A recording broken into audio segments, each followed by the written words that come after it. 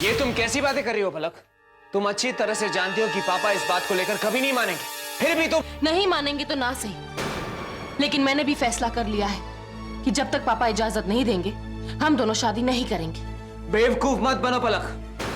ये हमारी जिंदगी का सवाल है और हमारी जिंदगी के अहम फैसले करने का हक सिर्फ हमें है, किसी और को नहीं। लेकिन फैसले अगर रिश्तों के फासले बढ़ा दे तब उसमें तो कोई समझदारी नहीं है ना। इसलिए जब तक पापा परमिशन नहीं देंगे हम दोनों शादी नहीं करेंगे एंड दैट्स फाइनल। लेकिन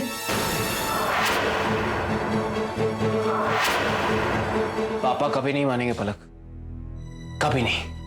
क्यों मानूं मैं उनकी बात? अगर उन लोगों को ऐसा लगता है मोहिनी कि मैं गलत हूं तो ये उनकी प्रॉब्लम है। और एक बात तय है, मैंने जो सोच लिया वो सोच लिया, उसे कोई नहीं बदलेगा। ऑफ कोर्स कोई नहीं बदल सकता। रिलैक्स चंद्रकांत, कोई भी फैसला या कोई भी डिसीजन जल्दबाजी में लेना अच्छी बात नहीं है। अगर तुम सारे पत्ते एक साथ खोल दोगे तो कैसे चलेगा? आई थिंक हमें सही वक्त का इंतजार करना चाहिए। नहीं मोहिनी, अगर मैं वक्त का इंतजार करूंगा तो वक्त मुझे धोखा दे जाएगा और उधर दक्ष और पलक शादी कर लेंगे और मैं नहीं चाहता कि मेरे बेटे का कातिल मेरे घर में आए। मैं ऐसा कभी नहीं होने दूंगा। मैं पलक को अपने घर में कभी नहीं आने दूंगा।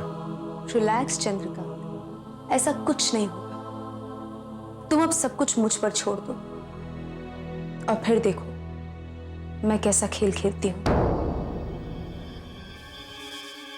तुम्हें मुझ पर विश्वास तो है ना?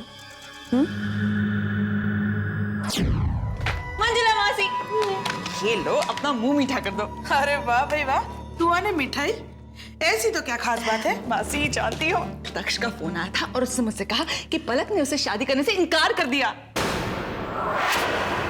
ये खुशखबरी है? अरे खुशखबरी नहीं तो क्या है मासी, मेरे लिए तो सबसे बड़ी खुशखबरी यही है। मासी अगर वो लड़की इस घर में आ जाती तो पता नहीं और कौन कौन से अपशगुन हो जाते। नहीं नहीं, मैं पलक को जानती हूँ, वो दक्ष से प्यार करती है, वो ऐसा नहीं कर सकती। उसने ऐसा ही किया मासी, डायरेक्टली नहीं लेकिन इनडायरेक्टली। मासी उसने जो कंडीशंस दक्ष के सामने रखी है उससे तो ये संभव है ही नहीं। कंडीशंस? क्या कंडीशंस? उसने कहा है कि वो शादी तब करेगी जब पापा जी इस शादी के लिए हाँ कह दे, और ये तो संभव है ही नहीं। वैसे भी अगर आप ये मिठाई खाना चाहती है तो खा ले, वैसे मुझे जाकर बहुत सारी तैयारियां करनी है।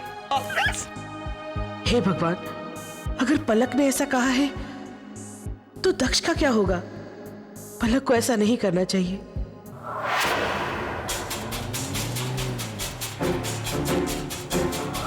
ये लड़की इस घर की बहू तो क्या नौकरानी बनने की भी हैसियत नहीं रखती।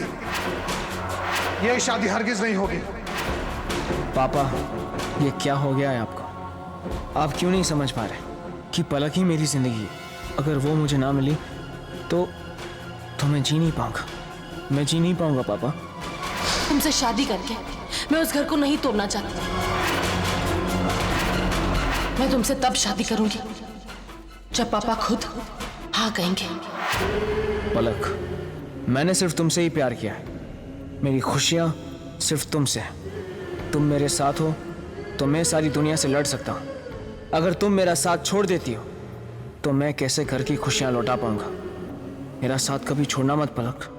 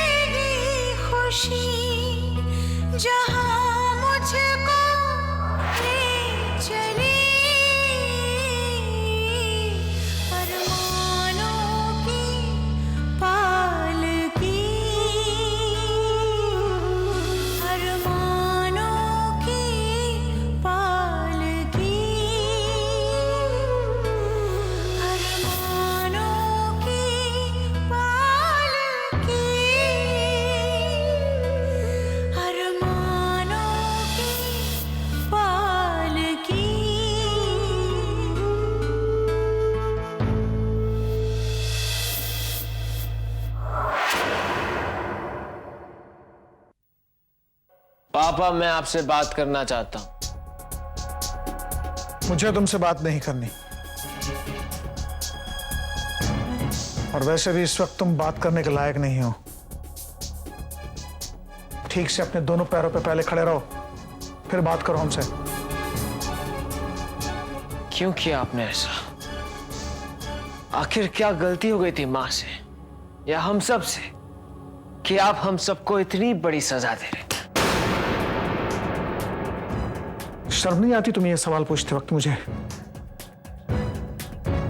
मैं मानता हूं कि माँ ने प्रांजल को मारा, लेकिन आपने कभी ये नहीं सोचा कि ऐसी कौन सी वजह थी जिसकी वजह से एक माँ को मजबूर हो जाना पड़ा उसके बेटे को मारने के लिए। अरे मुझसे भी ज्यादा प्यार माँ प्रांजल से करती थी, और ये बात आप अच्छी तरह से जानते थे। लेकिन उसकी मजबूरी, उसकी तकलीफ समझने के बजाय, उसे सहारा देने के बजाय, माँ को आपने और भी मुसीबत में ढकेल दिया। बस बहुत बोल चुके तुम। काफी कुछ सिखा पढ़ा कर भेजा है तुम्हारी माँ ने यहाँ। एक बात याद रखना, मैं तुम्हारी माँ के लिए बदलने वाला नहीं हूं। लेकिन आप पलक से खफा क्यों हैं? आप जानते हैं इतना सब कुछ होने के बावजूद भी पलक ने मुझसे क्या कहा? उसने मुझसे कहा कि आपकी परमिशन के बिना वो शादी नहीं करेगी, क्योंकि अब भी वो आपकी इज्जत करती है। आपकी इज्जत। इज्जत? बड़े नासमझ हो बेटा तुम।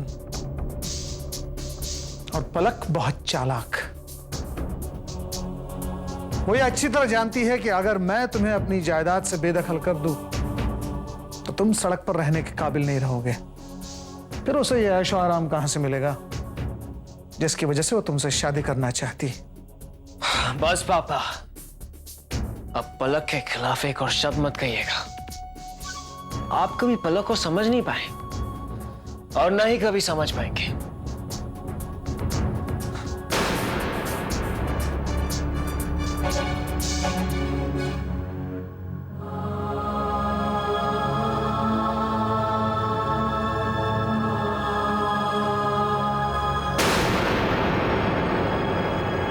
पापा, पलक इस घर में मेरी पत्नी और इस घर की बहू के रिश्ते से रहेगी। अगर ये सपना पूरा नहीं हुआ तो ये घर कभी पूरा नहीं होगा।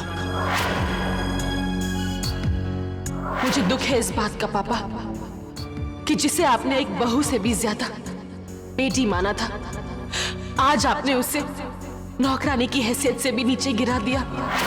कोई भी फैसला या कोई भी डिसीजन जल्दबाजी में लेना अच्छी बात नहीं है। अगर तुम सारे पत्ते एक साथ खोल दोगे तो कैसे चलेगा? आई थिंक हमें सही वक्त का इंतजार करना चाहिए। देखो पलक, अगर तुमने तय कर लिया कि तुम दक्ष के अलावा किसी और के बारे में सोच भी नहीं सकती, तो फिर उसके सामने इतनी शर्तें क्यों रखी तुमने? बेटा जो कहता है मान लो। चंद्रकांत का क्या नहीं मानता? ना माने, आज नहीं तो कल मान जाएगा। लोग बदलते हैं वक्त के साथ। नहीं पापा, मैं उनकी मंजूरी के बिना कोई भी कदम नहीं उठाना चाहती। उस घर की शांति नहीं छीनना चाहती मैं। पापा तो मेरी सूरत से भी नफरत करते हैं, ऐसे में मैं कैसे जा सकती हूँ? पलक,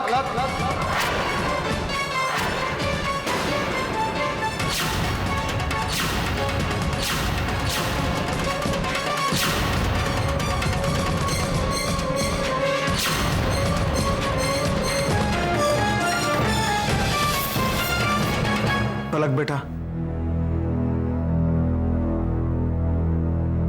तुम जागीरदार परिवार में ही जाओगी।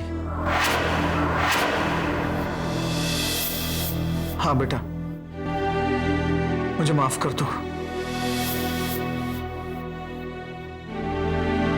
मैं आपसे भी माफी मांगने आया हूं। मेरी गलती का एहसास हो गया है मुझे। मैं अपनी बहू को लेने आया हूं। हाँ बेटा, जागीरदार परिवार बिखर रहा है। अब सिर्फ तुम उसे बिखरने से बचा सकती हो।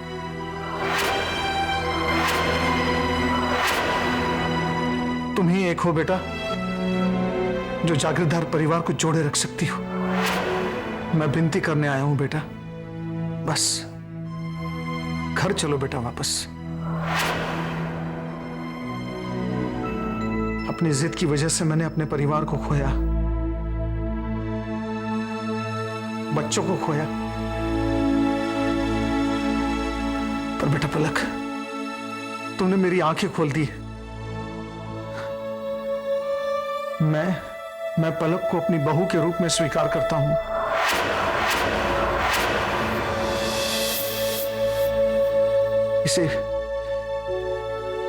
इसे घर भेज दो हमारे।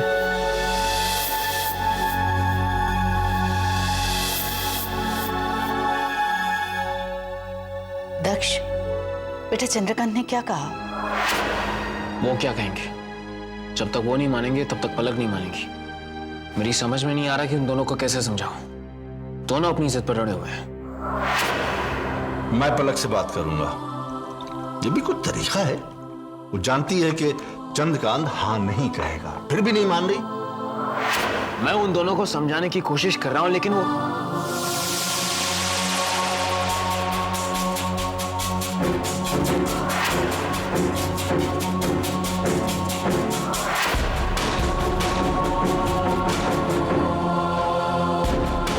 पलक बेटा,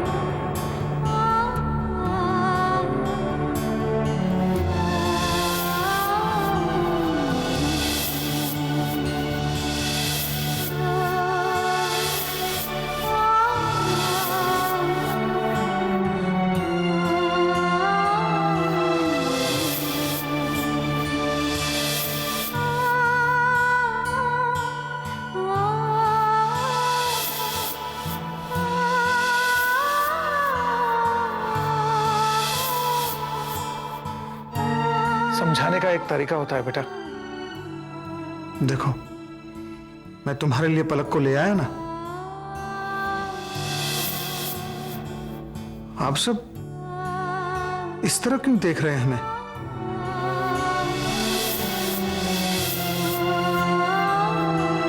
आप में से कोई कुछ बोलेगा या फिर?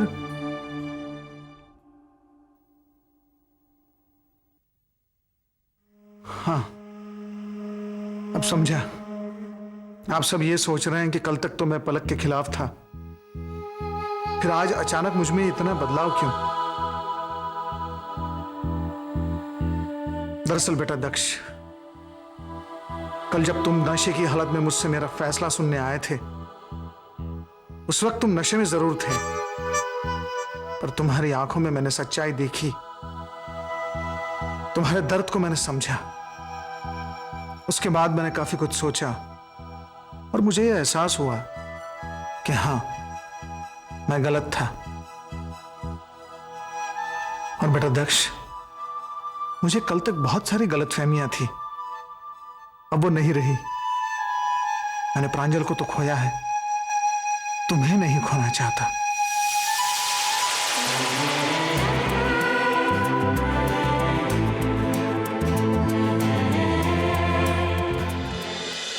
आज हमारा चंद्रकांत हमें वापस मिल गया। बाबूजी, मुझे माफ कर दीजिए। मैं बहुत बड़ी गलती करने जा रहा था।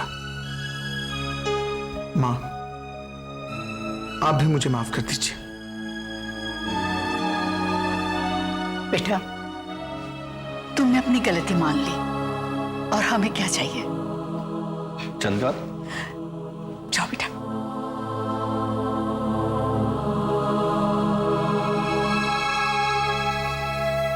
चलो चलो चलो, बता मीठो मोड़ो करो। अरे एक मिनट, केशवी बेटा, इसे कहते हैं खुशी का मौका। लो, पहले मुंह मीठा तुम करो। सपनों का जहां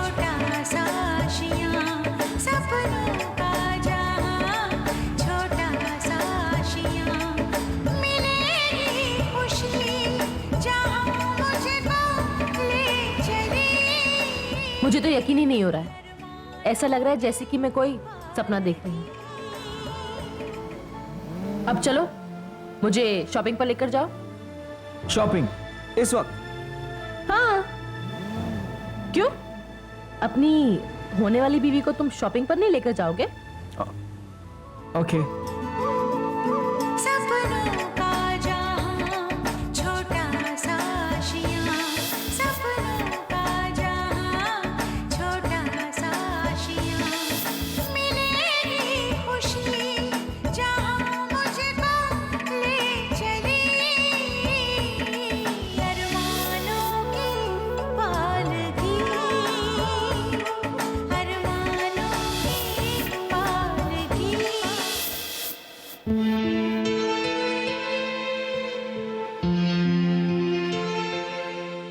मम्मी जी, हमें आशीर्वाद दीजिए। बेटा, मेरे आशीर्वाद तो हमेशा तुम दोनों के साथ ही है। माँ ने मुझे सब कुछ बता दिया है दक्ष। अब तो यही चाहूंगी कि तुम दोनों हमेशा खुश रहो, सदा सुखी रहो। अब ये पहले से काफी अच्छी हो गई है और मुझे लगता है 1 महीने में पूरा रिकवर कर लेगी। इनका ख्याल रखना।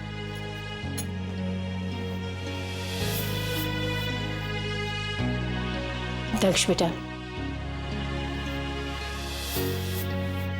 अब मैं जल्दी से घर आना चाहती हूँ। पता नहीं मेरे बिना तुम्हारे पापा कैसे रहते होंगे। ठीक से दवाई भी नहीं लेते ना। मम्मी जी, आप पापा की फिक्र मत कीजिए, मैं हूं ना उनका ख्याल रखने के लिए। सब कुछ ठीक हो जाएगा मम्मा। मैं और दक्ष मंदिर जा रहे हैं। मैंने मन्नत मांगी थी माता जी से, सब कुछ ठीक हो जाएगा तो मैं ओढ़नी चढ़ाऊंगी। जाओ बेटा। चलती हूँ।